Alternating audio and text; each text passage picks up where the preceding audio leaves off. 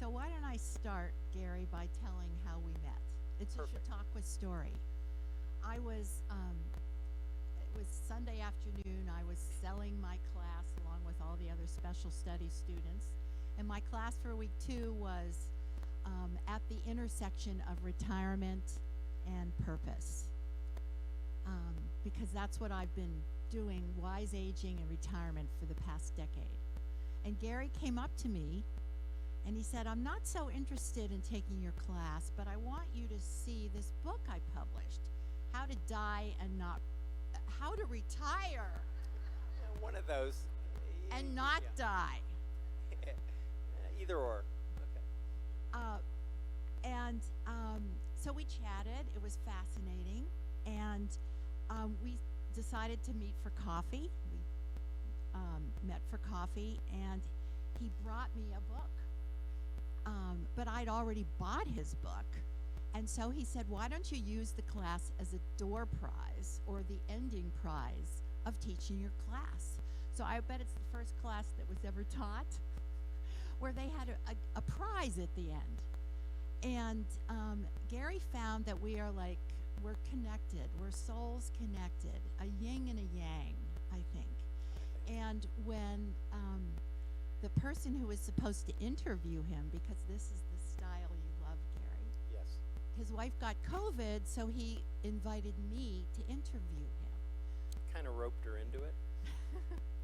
So Gary, tell us, why did you write this book? So I'm a financial advisor. Been doing this for 40 plus years. Sure. Better? Okay. Yeah. So I'm a financial advisor, 40 years in business, family-owned business, third generation, all that stuff.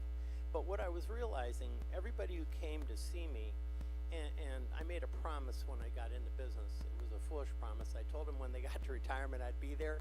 I don't know what I was thinking about. But anyway, I've obligated myself to a lot of people. And they would come to see me, and we would have a conversation, and it was all about money to them. And I realized that's really important, but after watching what they were doing and seeing them, and the money part's real super important. Obviously, you can't retire if you don't have money. But once that's over, then it's what do you do with the rest of your life? So this book, I was watching friends and clients who just couldn't figure out the rest of their life just die. So they worked really hard, they had all this money, they had this great opportunity, and then they checked out. And that's why I wrote the book. And when you think about retirement, Gary, what's your definition of retirement? Doing what you love.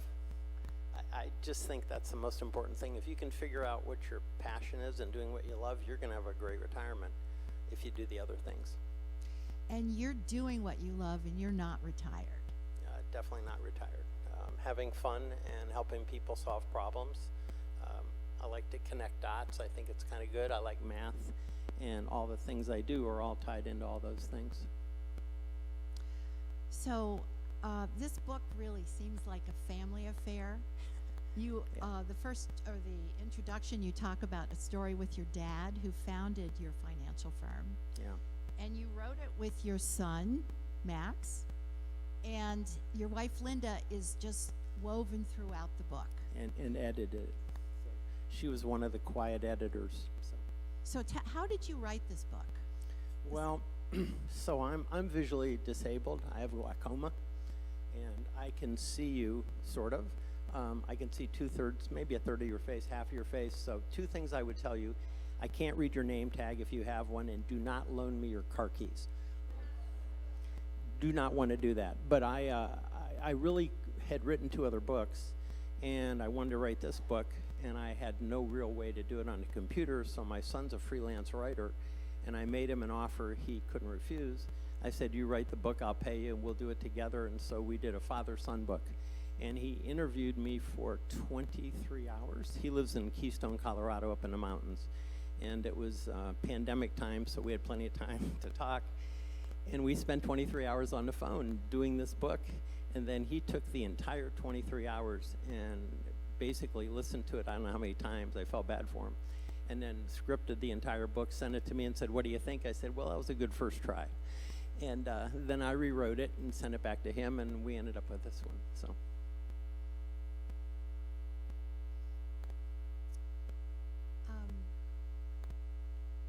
did you learn from writing this book, Gary? Well, to be patient with my son, and I was hoping he'd be patient with me. It was a slow process. What I really learned, though, is people don't understand how to retire. It's kind of amazing. So I'm massively curious. In fact, I get in a lot of trouble because I'm so curious, and I ask a lot of questions. And when people would come to see me, I would ask them a question. My favorite question is, okay, fine, we're good with money. Tell me what your first day, your first week, your first month, and your first year of retirement is.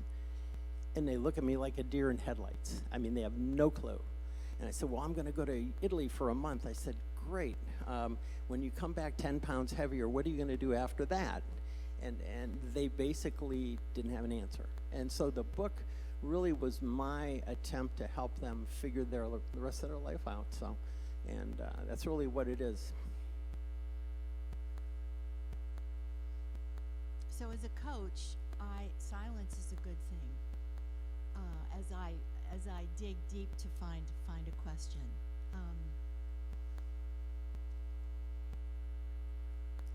I will throw something in.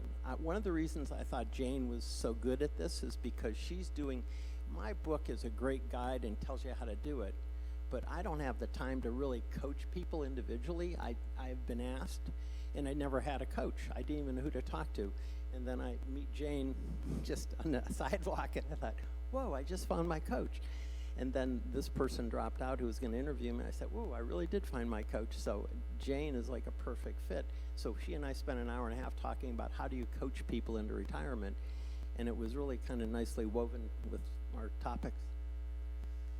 So in a way, to me, this book is like an autobiography because you reveal a lot about yourself. All the exercise you invite your readers to complete, define their passion, purpose, and plan. You do and share in the book. So it's very revealing, and you tell a lot about your family. So when you hear autobiography, how does that connect to your book? Oh, it makes me really nervous. It really does. I thought, whoa, I shouldn't have said that. No, So I wrote these stories of people, all clients and people I'd come in contact with, and changed their names so they couldn't sue me, and changed their jobs and their sexes and everything so no one would know who any of these people are, but I know them all. And when they read my book, they give me some interesting looks, anyhow, and I just said, well, okay, whatever. Everybody says, am I in the book? And I said, absolutely not. They leave and I said, you are so in my book, but I don't want to tell you that. But really, the part of it that's personal is I just couldn't figure out a better way to get the point across. And I said, well, who else can I work on? Well, I'm easy. I'm not that easy, but I worked it through myself, and that's why I put them in the book. And I said, well, if I show you what I do and how I do it, then you'll have a better idea. So the second part of your title is the 3 Ps that will keep you young. So why did you pick these 3 Ps? Purpose, passion, and a plan. And what I found is the people who had purpose, passion, and a plan, and by the way, purpose to me means what you do for others, passion's what you do for yourself, and plan is you got to have one, and if you don't, you can have the other 2 and you'll fail miserably. So I looked at the people that were most successful, my retirement mentors, and I realized all of them had purpose, passion, and a plan. And I thought that's got to be in there, and that's why the title. So plan seems to be a natural for you because it's a financial planner. That's what you're doing. So this, in a way, you're a life planner as well, or the rich stage of life planner. Yeah, it's so interesting. I go back to when I first started, and I didn't know anything. I was a kid, and I had a license. I was dangerous, but I really did learn and study and ask a lot of questions. And the older you get, the grayer you get, and sometimes you get wisdom. And so I was able to translate that wisdom into this book. And my real goal was, how many people can I impact in a positive way? How many people are really struggling with how to retire and how miserable they are? I mean, I had an Uber driver, and he was really a nice guy. He picked me up at my house, took me to the airport, 20-minute drive, and I asked him what he was doing with Uber, and he said, well, I started a 1 week ago. And I said, great. I said, why'd you start? He said, well, my wife made me get a job. And I said, okay. And he said, well, I've been a traveling salesman my whole life. I've been all over the country, all over the world. And now I'm living at home, and my wife basically said, you need to leave the house. And I said, so you're now an Uber driver? He said, yeah, beats being home with my wife. And I said, well, I'm glad we're not recording that. But anyway, it was, it's kind of funny. But he wasn't alone. There's just so many people that just get out there and say, okay, now I'm free. Free to do what? How do you figure out 7 days a week for 25 years? It's not simple. So structure, losing the structure when you leave work is huge. And so what strategies do you share in the book about how to find or build a new structure? Well, there's, well, we talked about it yesterday. What you called it something very cool that I didn't call it. What did you call it? The five work-life benefits. Yeah. So what you find out when you lose work, you basically lose your ability to communicate with people that you've seen forever, the people you go to lunch with, the people you talk sports with, or whatever you talk about, Broadway shows, it doesn't matter, but you lose your community. And in most cases, people work, 30, 40 years with the same people, and all of a sudden they're not with them anymore, and that community's gone, and you show up once in a while and have lunch with them, but it's not the same. And so what I found is that finding a structure and a way to replace that is really, really important. And that's the book. How do you replace something that you're giving up with something that you really appreciate and will keep you young? And I'm not talking, I can't shave 30 years off your life, but I can shave 30 years off your brain if you follow these things and you stay healthy and you do the stuff you're supposed to do. Well, maybe 20. So you like threes, 3 Ps, and you have 3 steps to take every day to bring structure into your life. You want to share those? Yeah, the 3 steps are kind of interesting. What I realized a long time ago, and I learned this from my father, is that you have to have a plan, you have to have structure. And when I got into business, I didn't have any of that, and so I followed him, and he was my role model. And he always had structure. He had a little book that he wrote everything down on. And what I realized, when you get to retirement, you don't have that little book anymore. You don't have your goals. You don't know what you're doing. And so having that structure and figuring out your 3 things a day, and I've just used 3 because I always like that number. So I would try and get 15 things a week. And in retirement, I still tell people, I don't care if it's paying your bills, if it's going for a long walk, if it's meeting someone for coffee, lunch, it doesn't matter what it is, just something that was important that you can check your box. And I'm a big box checker. Okay, so that's the first one. Yeah. Yeah, the second one is each step as a win, seeing it as a win. Yeah, I like wins. So my sense of this, a long time ago I came across a gentleman who talked about winning and losing. And we had a really good discussion. I had just watched a football team, the Cleveland Browns, lose a football game, which I cared about that time. And, excuse me? Yeah, like for my whole life. Anyway, though, but what was interesting is we were talking about winning and losing, and he was a mentor of mine, and so we got into this discussion. He said, Gary said, you're looking at the big picture. I look at small wins. And his name was Lynn, and I said, Lynn, what is a small win? He said, it's getting up and doing what I want to do today. It's meeting you for lunch today. And tonight I'll be having a really nice glass of wine with my wife. And he said, those are wins. And he said, and I track those wins. And I've always tracked them since. And the third step is acknowledging and celebrating.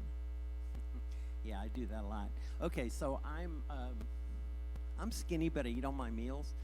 But I'm pretty darn addicted to mochas. So I am a mocha junkie. So only about 7 days a week do I go get mochas at coffee shops. To me, going and getting one of those is my first win of the day. And I'm pretty convinced it fires up my brain. So I consider that a win. So I start out every morning with one positive because I'm having my mocha. Starbucks today. But that basically is how I start my routine. And I have routines. I'm pretty anal about stuff. That's how you have 7 mochas in 7 days. But the reality of it is I think that's just really important, and I will celebrate that. The other thing I like are hot fudge milkshakes.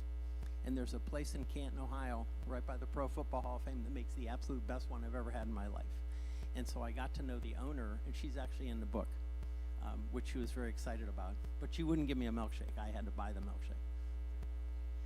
So we learn about, probably you have mentioned mochas 20 times in the book. Maybe. Gary's approach is to be very humorous. You've brought a lot of humor and lightness to this topic that's quite serious. What are you hoping your readers will feel as they're reading your book?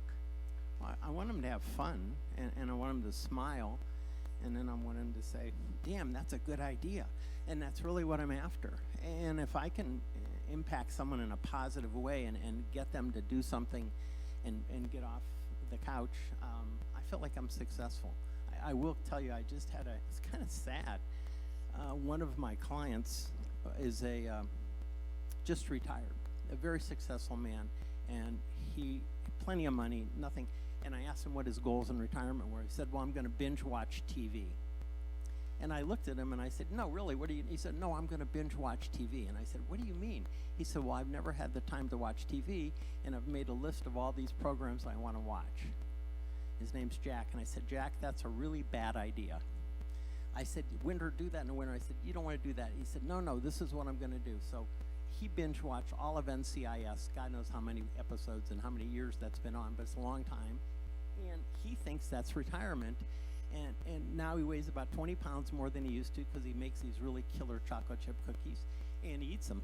Sometimes he brings them to me. But the reality of it is that's not how you're supposed to retire. And I want to fix that guy, and I can't. I mean, he's fixed in his own mind, and eventually, hopefully, he'll realize that sitting on the couch and eating chocolate chip cookies and watching TV isn't probably a good retirement. So often we spend all of our time, as you call it, climbing the mountain of a career, and not spending much time at all, if any, on that part that we call freedom and I don't have to work anymore. But it takes a lot of imagination. So how do you inspire people to tap into their imagination? I have a concept I use called wish list. Wish list, I probably started my own wish list 30 years ago, 40 years ago. And the wish list was, I would be sitting at my desk and I'd be looking outside wishing I was doing something other than working. And it could be playing golf somewhere, it could be, going on vacation. It was just something, and I would just write it down. I want to go to Savannah, Georgia. Okay, I'd write that on my wish list. I want to go to Charleston, right on my wish list. So I kept doing this throughout my entire career, and I had over 100 items of things that I really wanted to do when I got to retirement or at some point in time. And that wish list was really important. So I tell people, create a wish list. Go back and think about what it was that you wanted to do when you were younger. You didn't have the time or the money to do. Now you do. Go do it. And it's fascinating how many people can't come up with any wishes. So we kind of coach them, and that's where Jane comes in. She can coach them. She can get them going in the right direction, because I don't have the time to do that, but I know the topics.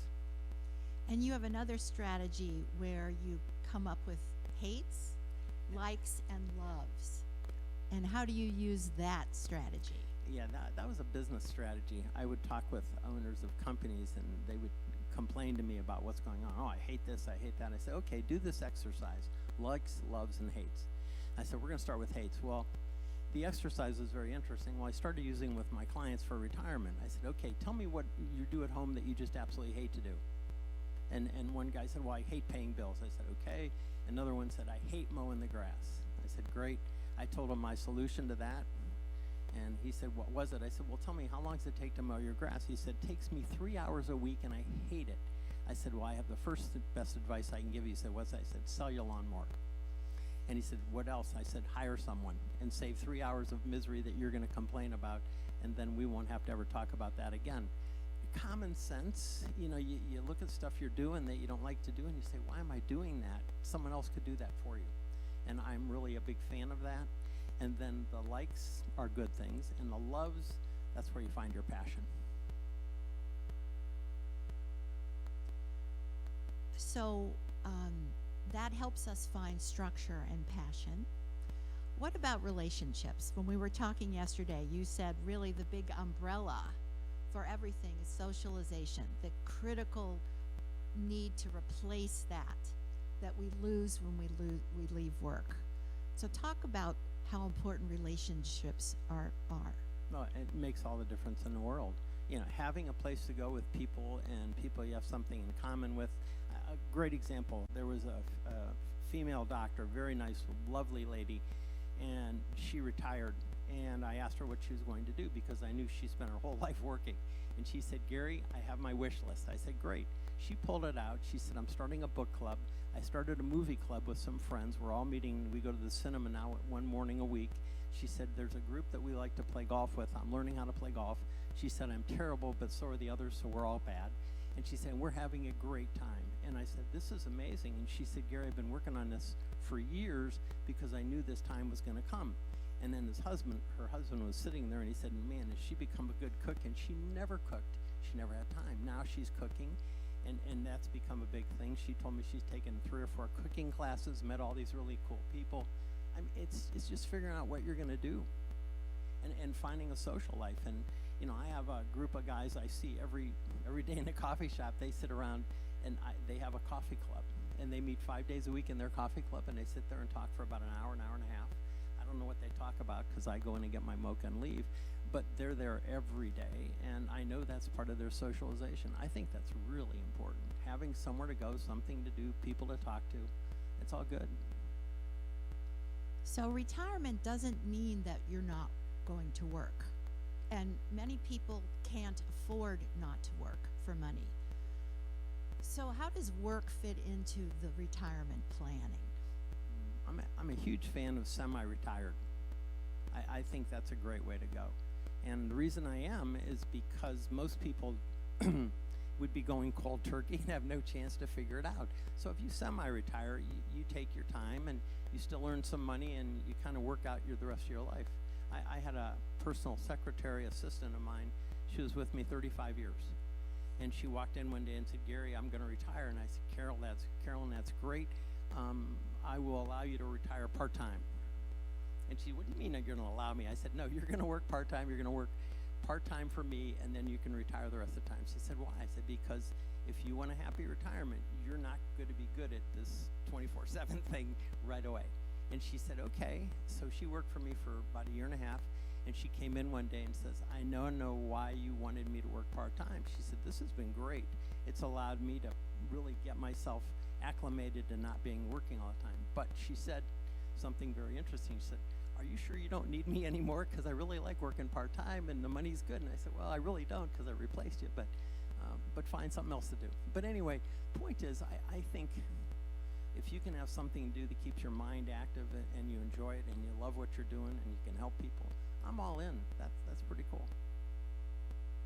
And a way to describe that part-time work is a soft landing.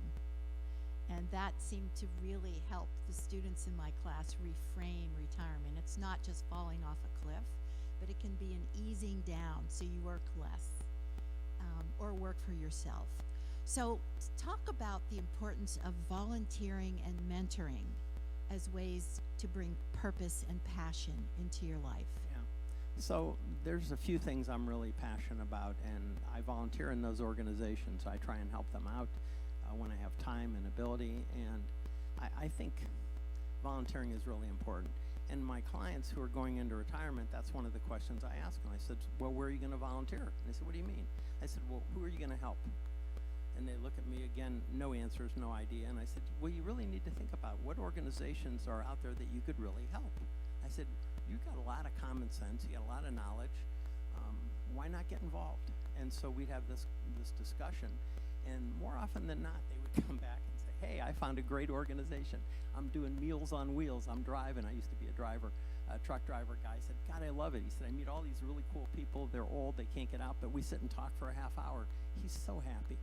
And I just look for people that really are trying to find something they can do that gives them value and gives other people value. And that's personal.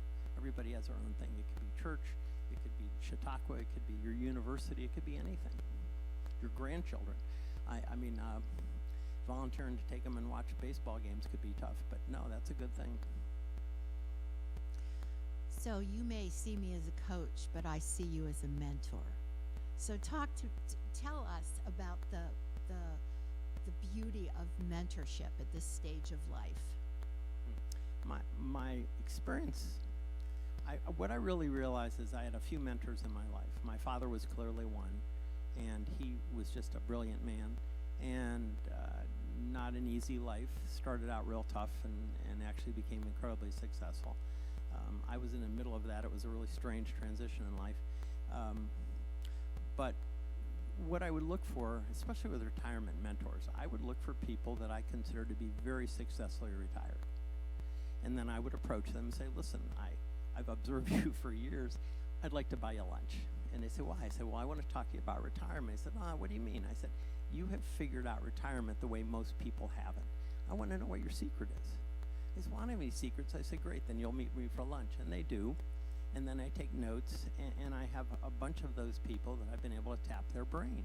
And they were just really nice people, but they figured out how to do something that really a lot of people struggle. So I've included them in my book because I think, trying to figure out something that you've never done before, much easier if someone else has done it and done it the right way.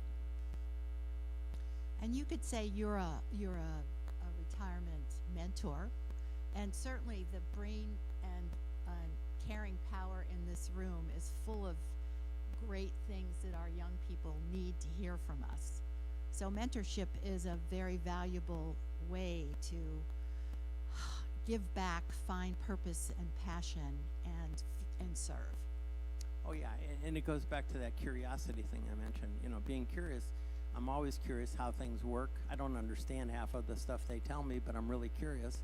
And when it comes to retirement and mentorship, that I understood, and so I was able to take that because I could relate it to people. And all of us have skill sets. The question is, what are we doing with our skill sets? Who could we help with our skill sets? And I think that's a big deal. And I also think that's how you stay young. I think if you've got that kind of purpose, that kind of passion, and you can help other people, you're in good shape. And when you say stay young, because our bodies are really fighting against that, what do you mean by staying young, Gary? Just mentally young.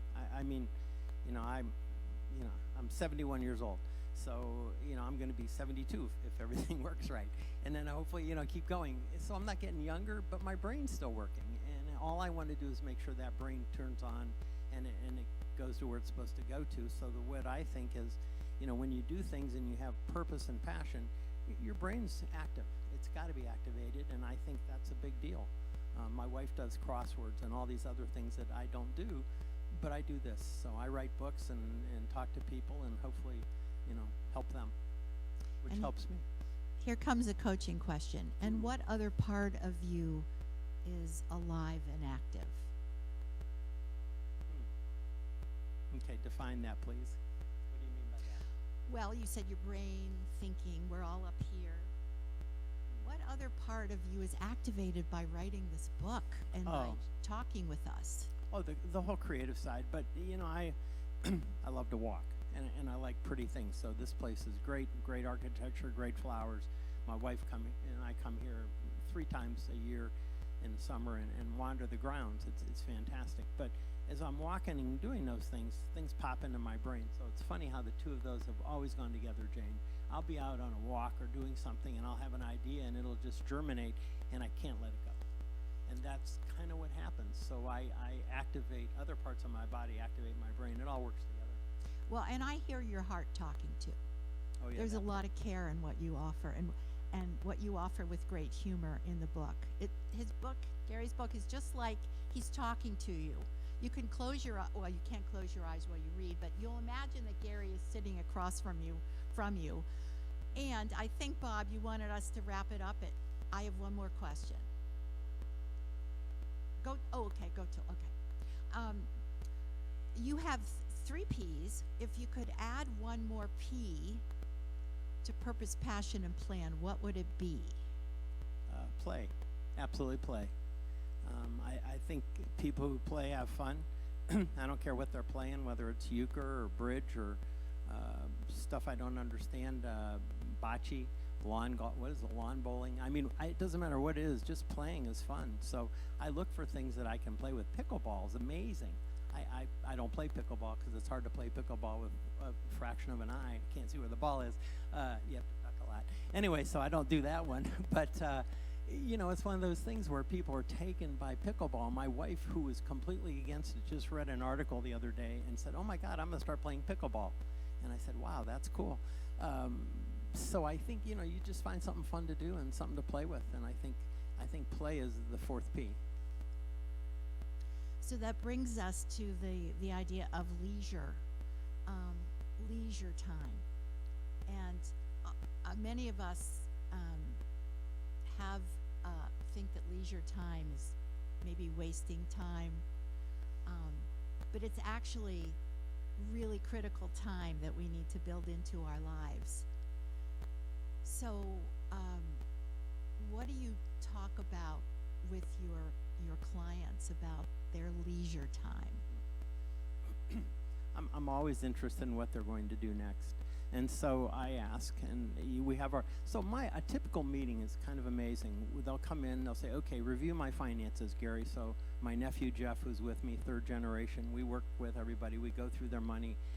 And that takes a few minutes, and it's not rocket science. You look at the math and you move on. And then I say, okay, tell me what you're doing for fun. What are you doing in your spare time? And then then I'll have to ask a second question. Boy, they just take off and go. So one of the people that I asked this gentleman, he was a retired postal worker. And I said, so what do you do for fun? And his wife said, oh, he's going to have to show you. And I said, okay. So about a week later, I get a knock at the office door, and someone said, hey, Dick's here to see you. And I said, great. Dick walks into my office with a shotgun shell dollhouse. So he had built doll houses out of shotgun shells. I guess when he was younger, he was a hunter, and he always saved the shells. He didn't know what he was going to do with them. And he built this amazing dollhouse. I couldn't believe how cool this was. And he said, yeah, all my grandchildren have one. And he said, that's, it's just kind of what I do. And I thought, wow, what a neat thing to do. So I asked people, what do you do in your leisure? It's wild, the answers I see. One guy knits. And I said, well, how did you learn knit? He said, oh, my mom knitted. I decided I was going to become a knitter. I said, okay. I mean, the questions are interesting. And another guy decided he was going to learn how to become a bartender. And he actually went to a bar, and he said, I want to learn how to become a bartender. And the guy said, you're kind of too old for this. He said, well, I'll work for free. He said, you're hired. So you never know. And that leads to mining sort of our list of hobbies that we had or wishes that we had when we were young. And this is the time to explore them. So what stories can you share with us about people who have done that? Well, I had one gentleman, super nice guy, had been a client of mine for probably 30 years, and he retired, and he was not very musically inclined, but he decided he was going to learn how to play the drums. So he bought a set of drums, which unfortunately he neglected to tell his spouse, and he had it in the basement. And one day, and she never went down the basement. He said, oh, she never goes to the basement. I'll be down there. I'll be fine. And I'm thinking, Bob, sound travels. And he just kind of smiled. He said, no, this will be fine. Well, I know the first time he hit those drums, she about died. She didn't know what happened to the house. She thought something exploded. It wasn't a good conversation. Anyway, well, he was taking drum lessons. And the drum teacher, and I give this man a lot of credit, pulled him aside one day and said, listen, Bob, you're a great guy. I know you're paying me a lot of money, and you're never going to be any good at the drums. And Bob said, well, my wife said the same thing, and I'm only allowed now to practice when she's out of the house. And Bob said, she can't be out of the, he told her, the teacher told Bob, she can't be out of the house long enough for you to get any good. So it was pretty bad. So he called me up and says, what do I do with this set of drums, Gary? This isn't working. I said, well, call the high school. So we donated them to the high school. They love them. They have a plaque that says donated by Bob. And his wife now likes them again because he's not beating on drums in the basement poorly. Well, that's a great win. Yes. What else would be helpful for our audience to know that we haven't touched upon? Yeah, it's, sitting down and just putting a pad and paper in front of you, and, I like mochas, milkshakes, old fashions are pretty good, and a glass of wine doesn't hurt either. And I'll sometimes just sit down with a pad and just start writing things. And it's amazing some of the things I write down. and I don't know where they come from, don't really care, but it's pretty cool and pretty insightful. I'll look sometime and I'll be sitting, we have a wonderful backyard. My wife's a master gardener. And so our garden in the backyard is just totally secluded, a little waterfall thing, and it really spoils me. So I will go back there with a pen and pad, and I will sit and just jot things down. And it's fascinating when you let your mind wander, what you come up with. And I've come up with some pretty cool things that I've ended up implementing into my wish list and just moving forward. So Chautauqua is, there's a should we move to questions? Sure. Perfect. Okay, great. I think you're supposed to come up here.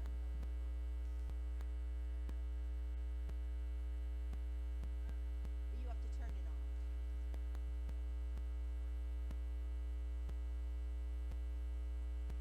So a lot of what you've talked about presupposes that you actually know what some things are, like what your passions are, or what play is that might be attractive to you. But where do you start if you don't have a clue? Because you've been working all these years, and really there hasn't been much time for other things. Okay, this is really self-serving, but buy my book. Because in it I tell you exactly to do what you just said. I really give you guidelines, guide rails, lessons, tell you how to really figure this stuff out. And it'll take some time. And there's a method to my madness. The madness is that if you really take the time, you will figure this out. You just have to put the effort in. Can I jump in there for 1 second, Gary? It's in there. It's hiding.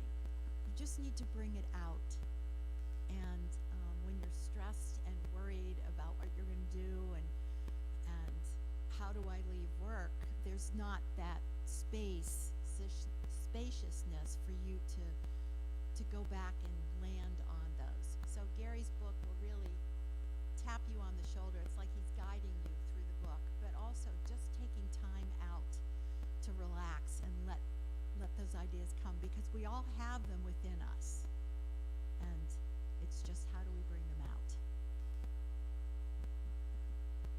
Thank you for your talk today. Your talk speaks primarily to that transition from working to retirement. And I want to give you a suggestion for your next book as you journey through life. I've been successfully retired for 20 years, and so I'm reaching another stage in my life, and some of my friends are too. And that stage is the stage when you're not quite as active. That stage is the stage where you decide it's too much work to take the transatlantic plane or and lug your baggage through the airports. And I think if you keep talking to your friends, you'll learn about that next stage. But I was wondering if you had any insights on it at this point. Yeah, that stage I refer to, there's 3 stages. The go-go stage, where you just go and do everything you want. The slow-go stage, which you just mentioned, where you just hit the brakes a bit. You still do stuff, but you don't do everything, and you're a little more judicious in what you decide to do, and you're a little more careful. And then there's the no-go years. And the no-go years are where you just say, I don't feel like going to dinner tonight. We'll just have something, whatever. And the transition from the go-goes to the slow-goes, unfortunately, happens a lot because of health, but it also happens a lot because life gets in the way of life. I mean, all of a sudden something happens and you're saying, well, I was going to go here, can't do that now, so you don't do it. And then you don't reschedule. And so I go back to my idea. A lot of my success has been by scheduling things. And so maybe you get to the slow-go years, instead of 3 things a day, you do 2. I mean, I think that's how you transition, and you just figure out what works for you. And believe me, what works for all of you doesn't work for everybody else in the room. It's just an individual game we play. Wait. Can I just jump in for a minute? Please. So I've spent the past decade looking at aging wisely. And what you're describing is a developmental stage of life that goes from doing to being. It is a spiritual stage of life where we do a lot more reflection inside, and it's a quieter time. So you're not there yet, Gary. But it is a place to be honored, and there's some wonderful books on. There's a great book called Wise Aging, Living with Resilience, Joy, and Spirit. So I didn't write that one. Gary, thank you very much for your talk.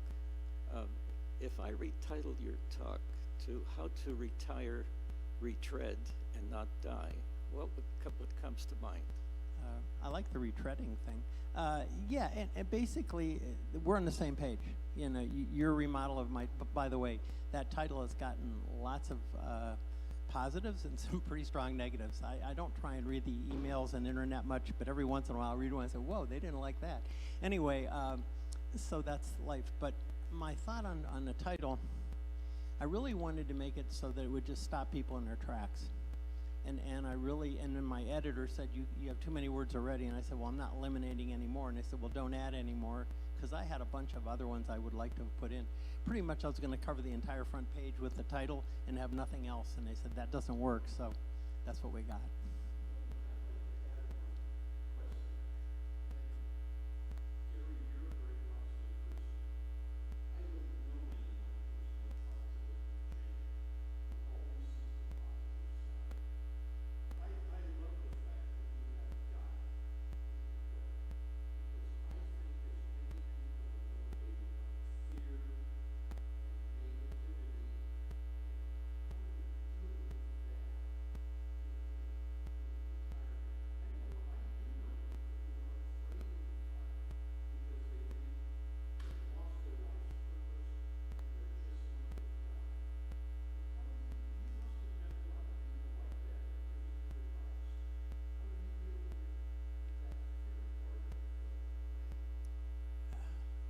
That is really the crux to why I wrote the book. You hit it right on the head.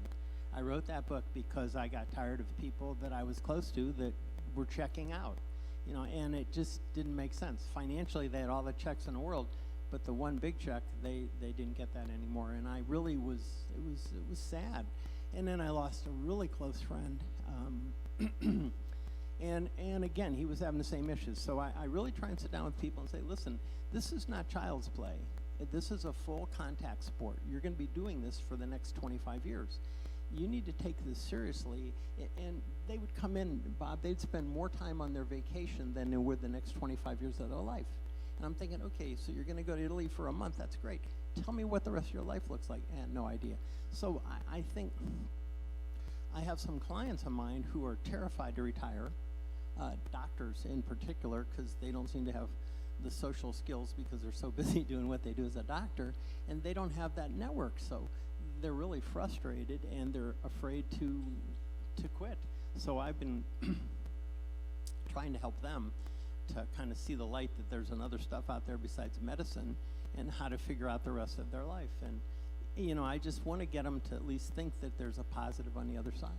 And so many times they're so negative, and I have to try and flip that switch. So I tell them stories and try and get them motivated. Yes. Could you tell us a really good success story? Yes, I have a lot of them. I actually have a gentleman who, and Jane and I talked about him yesterday. I love this man. His name was Mel, and Mel was a friend of my father's. He retired at 65 from a business that he owned, absolutely hated. And he came and joined us. And Mel was, when my father passed away, almost became my surrogate dad. He was just a pleasure to talk to, and he would come into my office and sit down, and we'd talk about life, and he was just brilliant. But what Mel did is he retired in my office for 30 years. Literally, I mean, it was the best success story. And he would go to lunch, he would come in, he'd had clients. Mostly he was just a great schmoozer, and he was just so happy to have somewhere to go and someone to talk to. So he was a wonderful story. I'll give you one other one that's, I had a gentleman, I'll give you one bad one, then I'll give you a good one. So I had a gentleman that very good friend decided he was going to move to San Diego. And his kids were out in San Diego, his grandchildren in San Diego, and he decided that's what he was going to do. So he retires, he was a vice president of a large company, tons of money, sells his house, sells everything, moves to San Diego.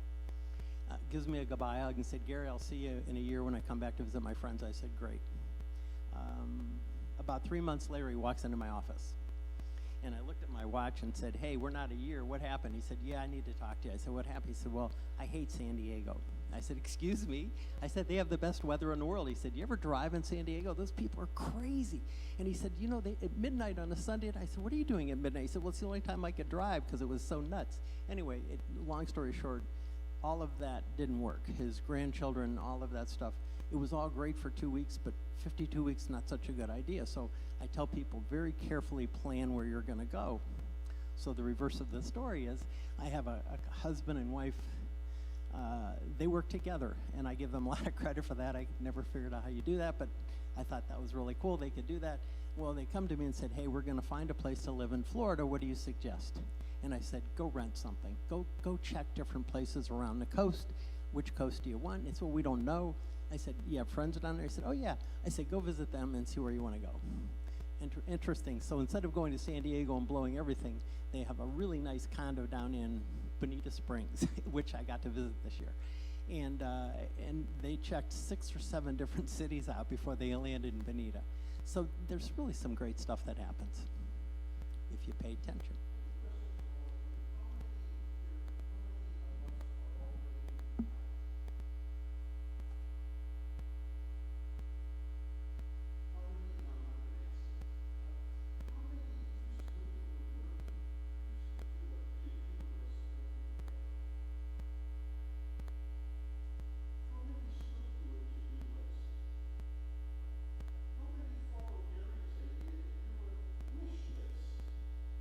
Instead of a bucket list, Gary has a very interesting distinction between bucket list and wish list. You want to tell us, Gary? Okay, and I don't want to interrupt you, Bob, if you want to keep. Well, a bucket list is what I'm going to do before I die, and that's kind of like projecting. Well, I've got this much time, and I've got to get it all done. And a wish list is, as you say, a more sort of hopeful, upbeat, this is what I'd love to do. So it's like a different mood. And his book is very positive, and we know that underneath all of this is a lot of fear. And so being able to get the fear out and talk about it is really helpful too. But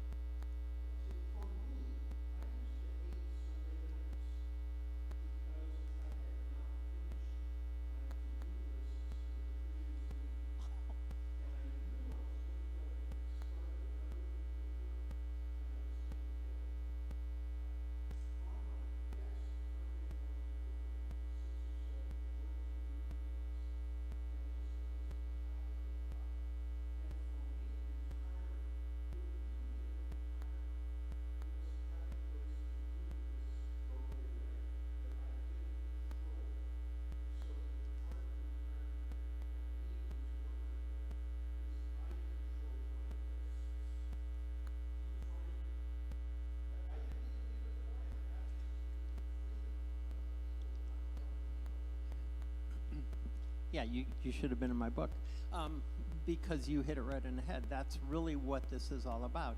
It's figuring out what you're going to do with your time, what didn't you like doing, and what does it give you the ability to do that you've never had the ability to do before. And that to me is very big, and that's where that wish list comes in. And as Jane said, my wish list right now, there's 50 items on it. And next week there'll be 46 because I did 4 in about the last month that I knocked out. I just haven't edited it yet. But then I have about another 10 to add on the other side. So as I keep going around, I keep observing, oh, that would be cool to do that. So. Thank you to both of you.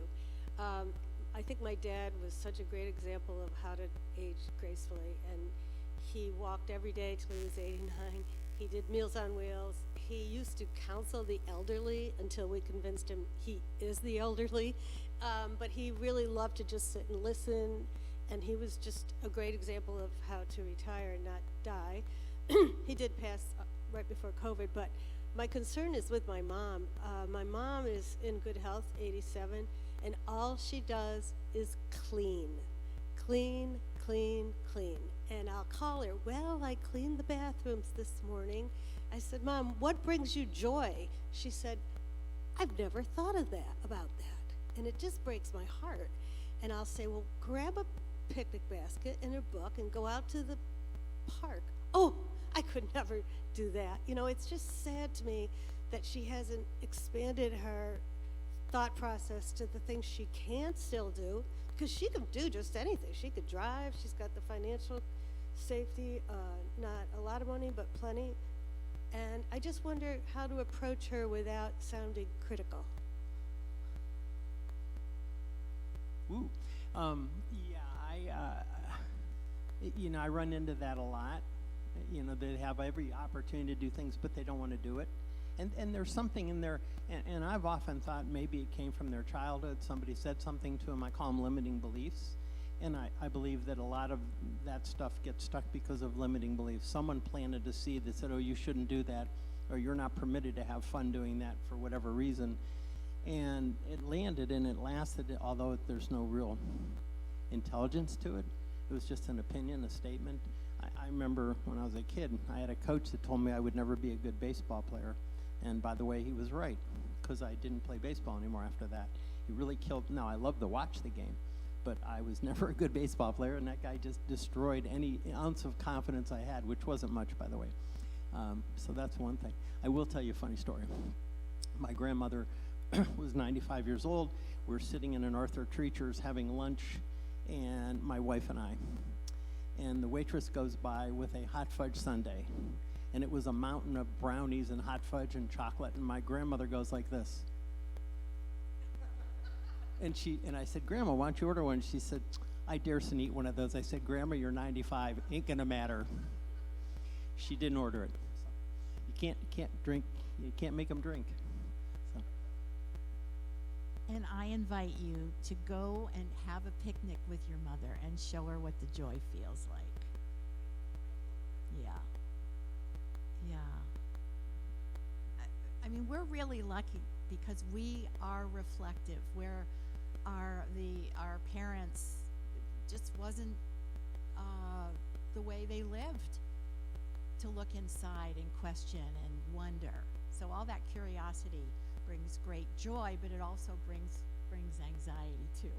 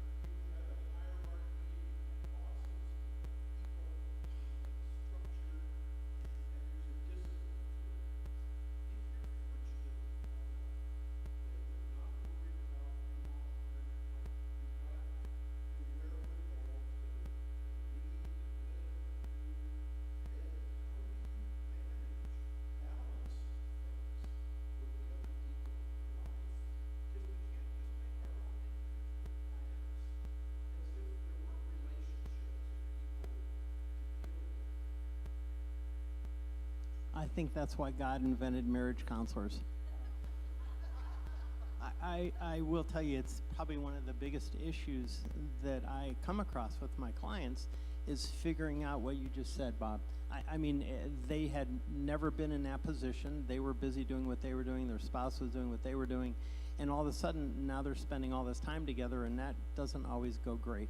And so they needed to, and I can think of one client in particular, they basically took the house and in some weird way divided it in half. So he has his half, she has her half, and they don't conflict in that. They watch TV in a neutral room. It's really kind of funny. It's kind of the North and the South in a way. But it's pretty interesting how, and the kitchen's fairground, so they do this whole thing where they really work together and have done it as a team. And they said, okay, I don't want to be in your space, and it worked both ways.